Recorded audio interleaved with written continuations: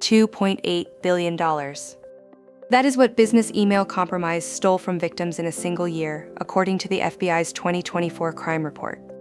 And here's the part that should stop you cold. In most of those cases, nobody was hacked. There is one defense built from 3 plain text records that would have rejected most of those emails before they ever reached an inbox. And there is one setting on that defense, a single word, that decides whether it actually blocks a forger or just quietly waves him through. Almost nobody gets that word right. The version going around online says spam filters catch this stuff. Hi everyone, Tiffany here, and that claim is busted. The boss asking for a wire email sailed through the filter because the filter could not prove the sender was fake. Last time we covered the firewalls and filters that guard the network edge. Today we go deeper into Objective 4.5, the Secure Protocols and Email Security Cluster, and we will show you the exact records and commands that close this gap. And follow the money on this one because that is who really pays. This is Caroline. A finance clerk got an email that looked exactly like it came from the chief executive, same name, same signature, urgent wire request. She sent the money because the email itself offered no way to prove it was a forgery. And the scale is staggering when you stop looking at 1 year. The FBI tracked $55.5 billion in business email compromise losses over a single decade across 300,000 incidents in 186 countries. This is not a fringe scam. It is the most expensive cybercrime there is, and it runs on trust, not malware. Chris here, and let me put the why in one line. Plain email is like a paper letter where anyone can write any return address on the envelope. The post office never checks it. That is the whole problem, and the fix is making the post office check. And that is why the spam filter defense is busted.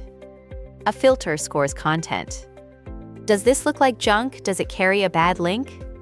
But a clean, well-written wire request from a name you know scores as totally legitimate because nothing in the message itself proves the sender is a stranger.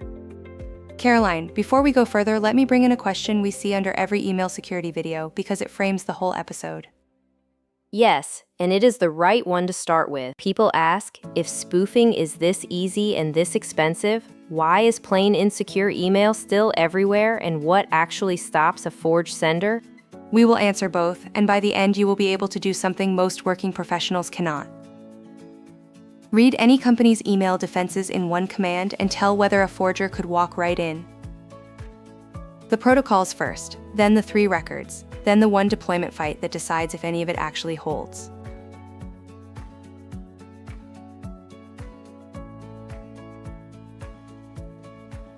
So before email, the foundation. Objective 4.5 opens with implementing secure protocols, and CompTIA frames it as 3 choices you make together: protocol selection, port selection, and transport method. Let me coach the mindset, because this is where people drown in acronyms. You do not memorize 40 protocols. You learn the pairs. For every insecure protocol, there is a secure twin doing the same job inside a tunnel. Telnet and the file transfer protocol are the classic offenders. They send your username and password across the wire in plain text, no encryption at all. On the exam, if an answer choice trusts either one, it is wrong. And the twins are easy marks once you see them lined up. Secure Shell replaces Telnet on port 22. The Secure File Transfer Protocol rides that same Secure Shell on port 22. Plain Web becomes Hypertext Transfer Protocol Secure on 443. Caroline had a sharp question in rehearsal that the exam tests constantly, so let me put it to her on the record. Caroline, go ahead. Yes, and it is the one people get wrong under pressure. When the objective says protocol selection, what exactly are you selecting? Just the protocol name or something more? 3 things, not 1. You select the protocol, Secure Shell over Telnet. You select the port, 22 not 23. And you select the transport, meaning is it wrapped in transport layer security or not. A scenario question can hide the trap in any one of those 3.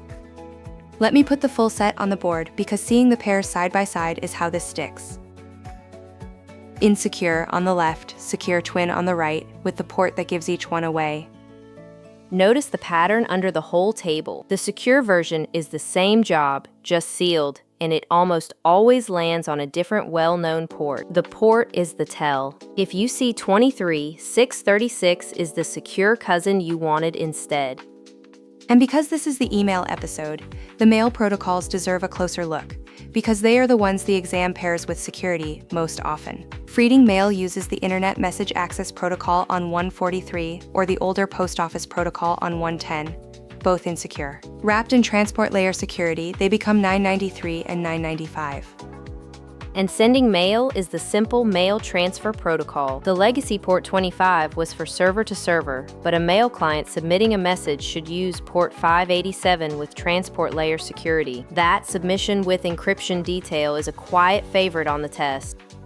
Quick flag for the lost viewer, because port 25 confuses everyone. 25 is still how servers hand mail to each other across the internet. Your laptop just should not use it to send. It uses 587. There is also a transport nuance worth one sentence because CompTIA calls out transport method by name. Some protocols negotiate encryption on the same port called explicit transport layer security or start transport layer security. Others use a separate dedicated secure port called implicit. Same protection, two ways to arrive at it. One more the exam loves and people miss: the Simple Network Management Protocol. Versions 1 and 2C send their community strings, basically passwords, in the clear. Only version 3 adds authentication and encryption. And here is the uncomfortable real-world part. Because the exam likes to test the why. Plenty of organizations still run version 1 today. Why? An old switch, a printer, a building sensor that the vendor never updated, and nobody wants to risk breaking a thing that still works. So the insecure protocol survives not because it is good, but because it is convenient and legacy. That is the busted excuse the exam wants you to reject. Convenient is not a security control. So here is your rep for this scene. Drill the pairs as flashcards until you can fire the twin in the port without thinking. Telnet Secure Shell 22. At Reflex answers a whole cluster of 4.5 questions in the port-based PBQs. Now stick with me, because next we take this exact insecure versus secure idea and apply it to email itself, with the 3 records that turn that $2.8 billion problem off. This is the part of the objective people most want to see and rarely get shown for real. Real quick, because this next part matters to you. If any of this is helping, tap that like button, then hit subscribe and ring the bell so the next one finds you. Both are free and take about a second, but they tell the algorithm to show this to one more person who needs it.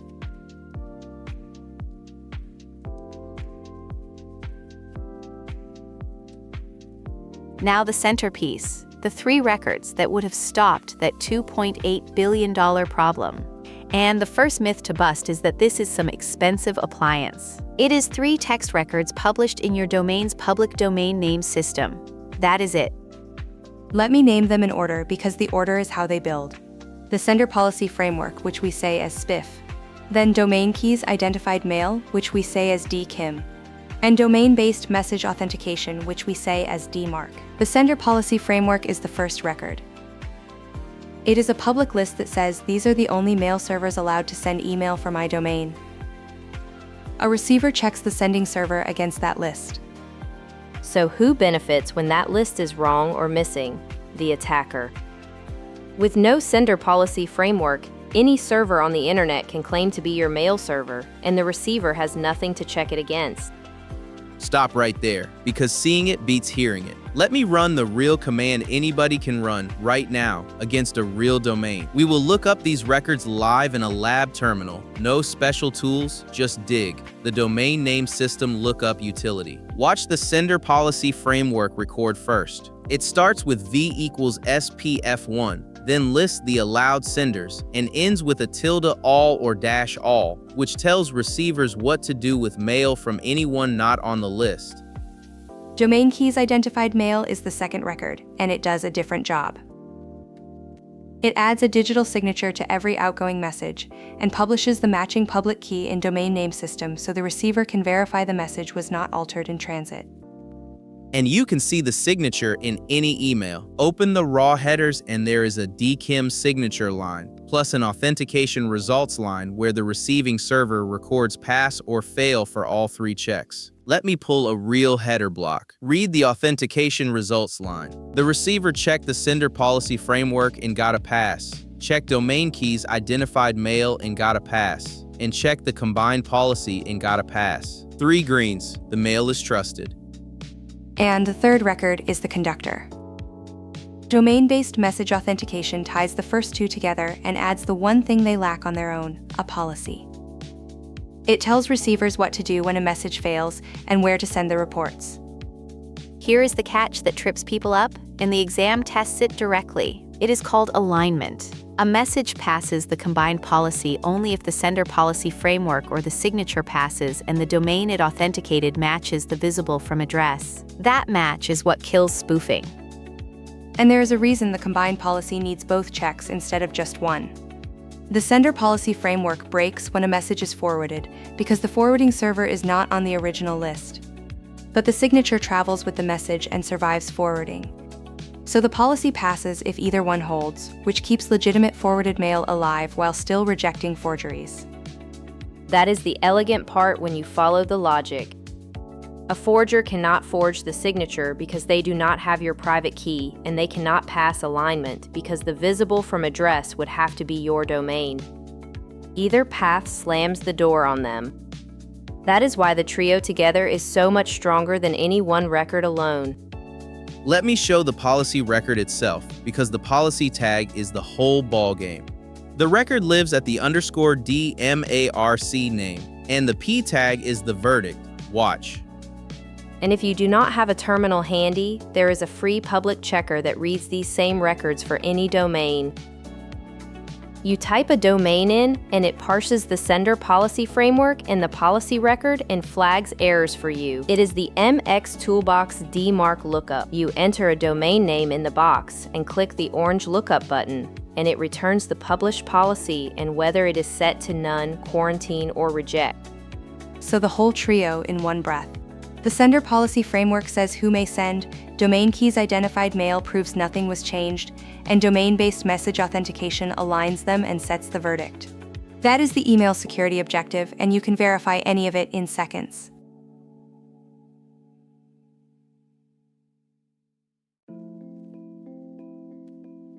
Now the real fork, and it is the question every team actually fights over when they roll this out. You publish the records. What policy do you set? Quarantine, which sends failures to junk, or reject, which refuses them at the door. The stakes are real both ways. Set it too soft and forged mail still lands, set it too hard too fast and you bounce your own legitimate email, the payroll notice, the customer invoice. Tiffany thinks the forgery has to die today. Caroline thinks a hard policy has to be earned first. Tiffany, make your case. Reject is the only policy that actually stops the attack. Quarantine still delivers the spoof. It just drops it in a junk folder the panicked finance clerk will absolutely go fishing in. A rejected message never reaches a human to be fooled by, and the data backs it. The whole reason that $2.8 billion number exists is that quarantine and monitor-only policies let the mail through.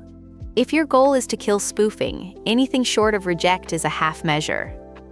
Strong in theory, but follow what it costs you in practice. Flip straight to reject and you will bounce mail you never knew you were sending, the newsletter platform, the help desk tool, the 10-year-old script on a forgotten server. Now real business email vanishes with no warning. That is not a hypothetical. Organizations have knocked their own invoices and password resets offline for days because they skipped the homework and went hard on day one. So you are leaving the door open while you do paperwork. Not paperwork, reconnaissance. The gap is short and measured, not permanent. You start at policy none, which changes nothing for delivery but turns on the aggregate reports. Caroline, finish the thread. What do those reports actually buy you during that window? They show you every server on Earth sending mail as you, the good and the bad. That is the map you cannot get any other way before you start blocking. You read the data for a few weeks, you authorize the legitimate senders you forgot about, then you step up to quarantine, then to reject. By the time you reject, you know it will only ever bounce attackers. Let me steelman Tiffany's urgency though. Caroline, if reject is the only policy that truly protects, is a multi-week ramp just a fancy way of staying exposed? It would be if the ramp were aimless, but it is not. The reports give you a finish line you can see. And a reject policy you had to roll back after it broke payroll protects nobody because the business forces you to turn it off entirely. A staged rollout is how reject actually survives. That last point lands with me, honestly. I will concede the ramp cleanly. A reject that gets ripped out in a week because it broke billing is worse than a reject that took a month and stuck. My one hard line is the destination. None and quarantine are stops on the road, not the address. If a shop sits on monitor only for a year because reject feels scary, that is the failure I am actually yelling about. And that is the verdict, and the official guidance agrees with both of you. Reject is the goal, every standard says so. But you arrive there in stages: none, then quarantine, then reject, using the aggregate reports to clear your real senders first. So on the exam, when a scenario asks the strongest policy, the answer is reject. When it asks the safe way to deploy it, the answer is the staged rollout starting at none. Both of you were right. You were sorting by question, not by truth. Make it concrete. Take Priya, a new analyst at a regional credit union told to fix email spoofing in her first month. She does not flip to reject on Monday. She publishes a policy of none, watches the reports for 3 weeks, finds 2 legitimate senders nobody documented, authorizes them, then moves to quarantine, and finally reject. No outage, and the spoofers are gone. That is the reasoning a scenario question wants. 2 answers, 1 road. Reject is the destination. The staged ramp is the safe route there. The candidate who picks by habit misses it. And that is exactly the lesson to carry out of this debate. The exam is not asking you to pick a favorite policy, it is asking you to read which question is on the table. Strongest protection means reject. Safest deployment means the staged rollout from none. Match the answer to the question and objective 4.5 rewards you every time.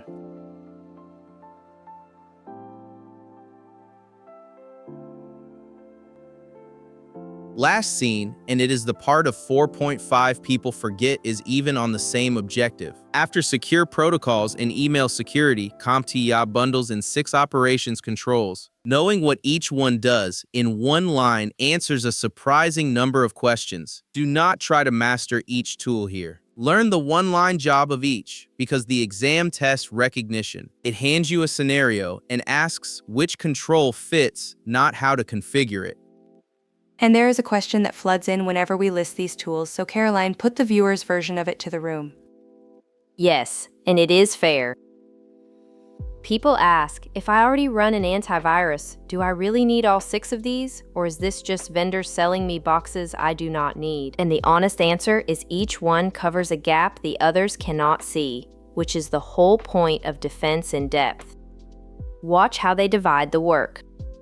Domain name system filtering is the first, and it pairs directly with the protocols we covered. When a user clicks a link, the very first step is a domain name system lookup. A domain name system filter checks that domain against a block list and refuses to resolve known bad sites before any connection is ever made. Next is file integrity monitoring, and the myth here is that it is some heavyweight thing. It is not. It takes a cryptographic hash of critical files, then rechecks them. If a single byte of a system file changes, the hash changes and it alarms. That is exactly how you catch an attacker who swapped a legitimate program for a malicious one. The file looks the same to a human. The hash does not lie. Data loss prevention is the one I follow the money on. It watches data in motion, at rest, and in use, and blocks sensitive information from leaving, a credit card number in an outbound email, a file of records copied to a USB drive. It is the guard at every exit. Domain name system filtering is the first job of the 6, blocking bad domains right at the lookup.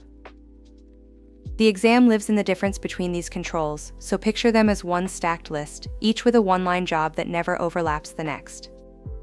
Network access control is the bouncer at the network door. Before a device gets on, it checks the rules. Is it patched? Is it managed? Is it healthy? Fail the check and you get quarantined to a limited segment instead of the full network. And the last 2 are about watching, not gating. Endpoint detection and response sits on each device, recording behavior and letting a responder isolate a machine remotely. Extended detection and response widens that same idea across email, network, and cloud, correlating signals one endpoint alone would miss. And user behavior analytics is the subtle one. It learns what normal looks like for each account, then flags the deviation. A user who suddenly logs in from a new country at 3 in the morning and downloads 1,000 files has not necessarily been caught by any single rule, but the behavior is screaming. Make that one concrete, because it is the control people understand least. Picture Dana, an accounts payable clerk who logs in 9 to 5 from one city and touches the same handful of vendor files every week. That is her baseline.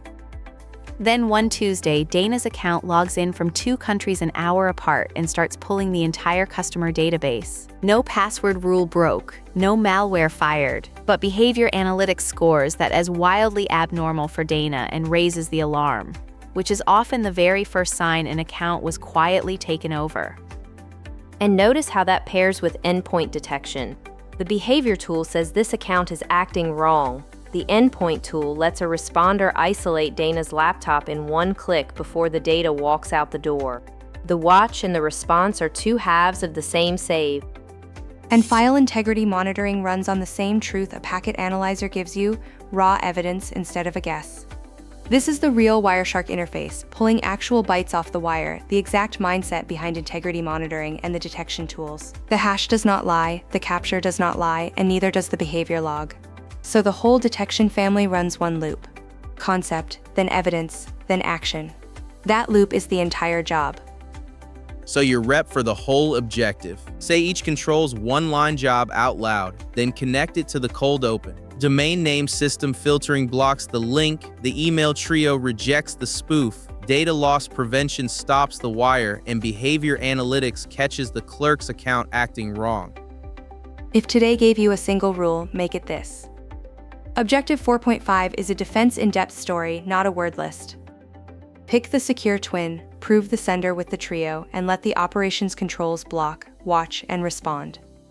Understand it as one chain and the whole objective stops being a memorization slog.